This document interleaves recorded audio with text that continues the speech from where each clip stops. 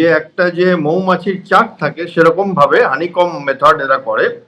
এটা আগে আল কায়দা করতো টেররিজমের জন্য, এখন এরা করছে। এইবার এখন তো মাত্র 3 জন হয়েছে, আমি আশ্চর্য হব না যদি এই নাম্বারটা মানে ডাবল ডিজিটেও চলে যায়। কারণ কিছুদিন আগে রাজস্থানে একটা প্রায় 60খানা জায়গায় একসাথে 20টা ডিস্ট্রিক্টে সার্চ হয় এই এই এই হানিকা এই মেথডটাকে আটকাবার জন্য। ডিজিটাল যে চলছে আমাদের দেশের বিরুদ্ধে, সেইখানে দেখা যায় যে 900 জন মানুষ যুক্ত ছিল কোনো না কোনো ভাবে এদের সাথে। তো এইটা একটা বিরাট সমুদ্র।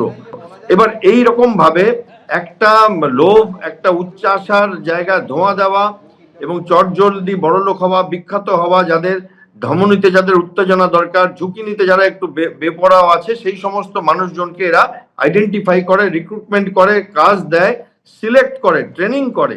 যারা যথার্থভাবে কাজ করছে ট্রেনিং।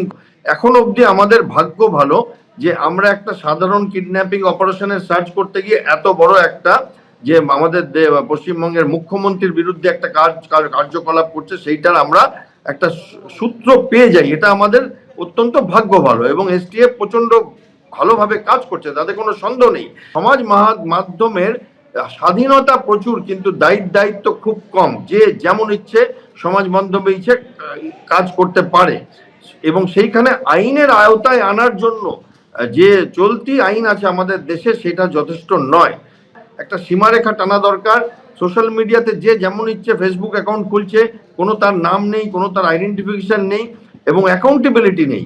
এবং সেইখানে জিরো অ্যাকাউন্টেবিলিটি থাকলে যা হবার সেটাই হচ্ছে। দেশের শত্রুরা সেটার সুযোগ নিচ্ছে। আগে আমরা দেখেছিলাম জ্যোতি মালহোত্রার মতো মানুষেরা এগিয়ে এসেছিল, এখন আমরা এদেরকে দেখতে পাচ্ছি। এরা নতুন প্রজন্মের আমাদের জন্য নতুন একটা চ্যালেঞ্জ ছড়ে দিচ্ছে।